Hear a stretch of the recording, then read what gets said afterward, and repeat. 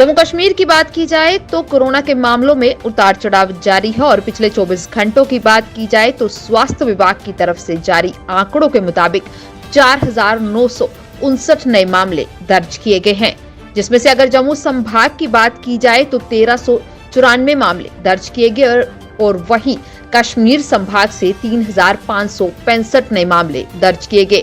इसके साथ ही 7 मौतें दर्ज की गई हैं, जिसमें से एक जम्मू संभाग से और वहीं 6 मौतें कश्मीर संभाग से दर्ज की गई। कश्मीर घाटी को बाहरी दुनिया से जोड़ने वाला एकमात्र सतही संपर्क जम्मू श्रीनगर राजमार्ग शुक्रवार को 2 तरफा यातायात के लिए खुला रहेगा।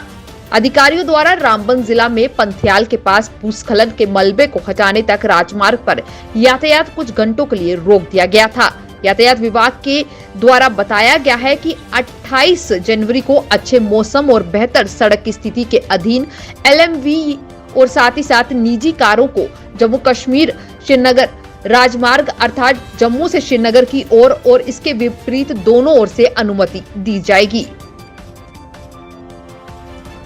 शेष देश से सड़क मार्ग से कटे लद्दाख के करगिल जिले के लोगों के लिए करगिल कुरियर सर्विस चला रही वायुसेना ने वीरवार को 35 लोगों को मंजिल तक पहुंचाया। बता दें कि शुक्रवार को वायुसेना का AN-32 विमान करगिल से जम्मू के लिए उड़ान भरेगा। वायुसेना की मुहिम के तहत वीरवार को AN ने 32 लोगों को करगिल से श्रीनगर पहुंचाया और वहीं वापसी में इस विमान ने 20 यात्रियों को श्रीनगर से करगिल लाया।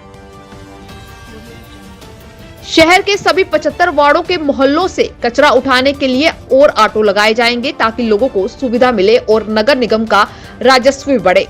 जल्द ही सभी वार्डों से राजस्व बढ़ाने के लिए स्वच्छ भारत मिशन के तहत ऑटो लिए जाएंगे। इसके लिए कुछ और सफाई कर्मचारियों की भी तैनाती की जा सकती है। जम्मू नगर निगम की स्वच्छ भारत स्टेडियम कमेटी की ओर से इस बैठक में ये फैसला लिया गया। जम्मू कश्मीर में श्रीनगर के राजमार्ग में एक इमारत में आग लग गई। सूचना मिलते ही फायर ब्रिगेड की गाड़ी मौके पर पहुंची और आग पर काबू पाया गया। इसमें यह बताया गया कि एक सिलेंडर से विस्फोट हुआ और एक केरोसिन पर एक जनरेटर चल रहा था, जिसके कारण आग की घटना हुई। उन्होंने साथ ही बताया कि आग पर काबू तो पा लिया गया है, पर बता दें कि इस आग की चपेट में एक अधिकारी घायल हुआ। उत्तरी कश्मीर के जिला बांडीपुरा में प्रसिद्ध हरमुख चोटी से सटा छोटा सा गांव वेववान कोरोना महामारी के बीच एक उदाहरण बना हुआ है। खास बात यह है कि कोरोना महामारी के पहले चरण के बाद यानी पिछले 2 सालों के दौरान इस गांव से कोरोना संक्रमण का एक भी मामला सामने नहीं आया है। देश में कोरोना के हालात पर केंद्रीय स्वास्थ्य मंत्रालय ने गुरुवार को प्रेस कॉन्फ्रेंस की। इस दौरान संयुक्त सचिव लव अग्रवाल ने बताया कि पिछले एक हफ्ते में देश में प्रतिदिन औसतन लगभग 3 लाख मामले रिपोर्ट किए जा रहे हैं। संक्रमण अभी भी बहुत ज्यादा है। देश में पिछले एक हफ्ते में केस पॉजिटिविटी लगभग 17.75% नजर आई है। भारत में टीकाकरण को मिली रफ्तार की वजह से देश में सबसे ज्यादा इस्तेमाल होने वाले कोविशील्ड और कोवैक्सीन को खुले बाजार में बिक्री के लिए मंजूरी दे दी गई है। Drug controller general of India ने कोविशील्ड और कोवैक्सीन के लिए कंपनियों को सशस्त्र बाजार में उतारने की मंजूरी दे दी है।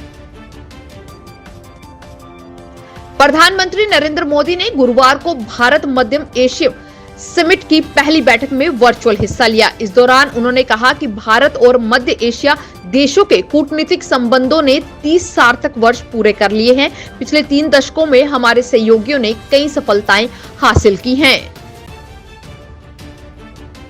केंद्रीय स्वास्थ्य मंत्रालय के संयुक्त सचिव लव अग्रवाल ने बताया कि देश में पिछले एक हफ्ते में केस पॉजिटिविटी लगभग 17.75% है। वहीं देश में कोविड-19 रोधी टीकाकरण अभियान में सुचारू रूप से चल रहा है। अब तक 95% को पहली खुराक जबकि 74% योग्य व्यक्तियों को कोविड रोधी वैक्सीन की दूसरी खुराक दी जा चुकी है। यही नहीं, 97.3 लाख पात्र आबादी को एहतियातन खुराक भी दी जा चुकी है। देश में कोरोना की रफ्तार अब कम होती नजर आ रही है। आपको बता दें कि बीते दिन में कोरोना संक्रमण के लगभग 3 लाख से भी कम मामले सामने आए हैं। स्वास्थ्य मंत्रालय ने बताया है कि देश में अगर बात करें तो कोरोना के मामले जो बीते दिन में रिकॉर्ड किए गए वो तकरीबन 2,86,300 84 दर्ज किए गए।